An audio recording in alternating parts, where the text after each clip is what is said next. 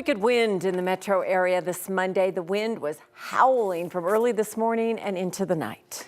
Brought down some power lines and pretty big trees. This was at Andrea's house in Aurora. That is a big old shade tree that came down. Yeah, it was blustery down here. Up in the mountains, the system came with snow.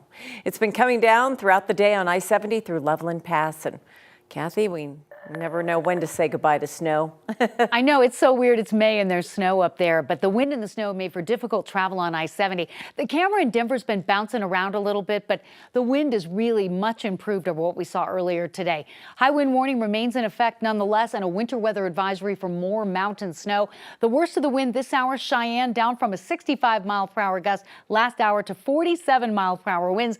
Black Hawk, Kenosha Pass, Loveland Pass, very blustery into western Nebraska tonight. All part of an area of low pressure over northern Colorado, generating the wind for us. We could still see gusts to 80 miles per hour. So high wind warning west of I-25, high wind wash Pueblo down to the New Mexico line through tomorrow. The snow kind of ebbing and flowing in the high country, still seeing quite a bit of snow on the radar tonight. The scattered showers on the far eastern plains, hard to get that water on the ground. But the big story tonight are the dangerous tornadoes that are erupting across Oklahoma City and Kansas City in a tornado watch area. Much more on this and our wind forecast coming up. Give you a look at some of the other messes made today. Empty trailer tipped over by the wind on I-70 near West 38th in Wheat Ridge, and a dozen damaged planes at Centennial Airport, including one flipped on another. The airport saw 75-mile-per-hour wind gusts this morning. Jeff Greenstein owns the plane that was flipped underneath the other one. He says both those planes are likely totaled.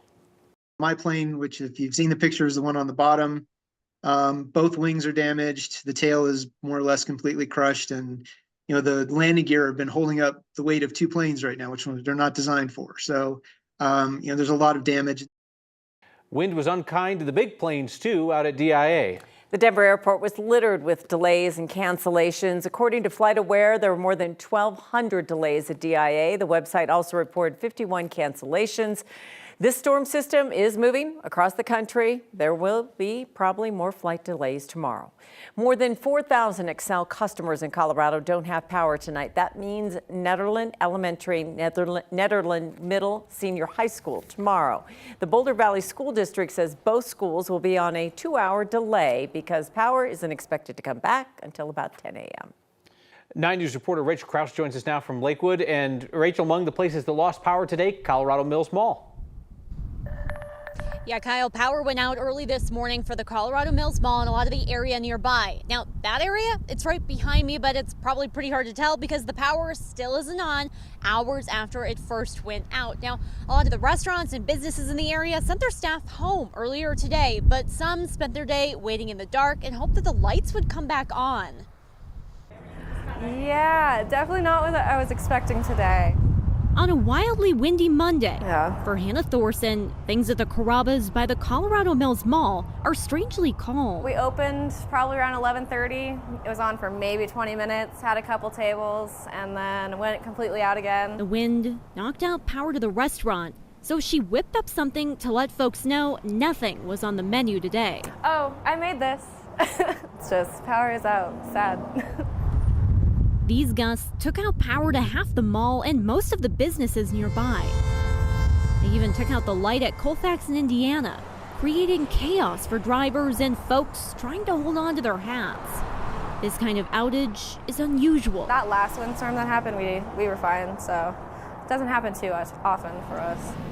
With no customers and no power, all Thorson can do is wait. We're hoping it comes back on. We're trying to keep everything cold in the walk-in so nothing expires on us, but yeah, kind of going through it today.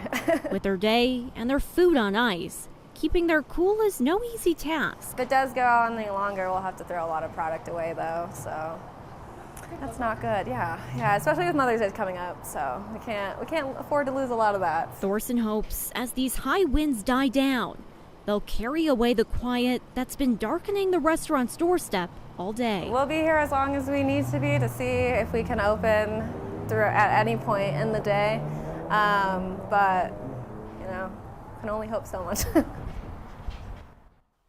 People in the area here have been checking Xcel's outage maps closely throughout the day, hoping that the power is going to come back on, but so far, no luck. And then stoplight at Colfax in Indiana still out hours later. Reporting live in Lakewood, Rachel Krause, 9 News.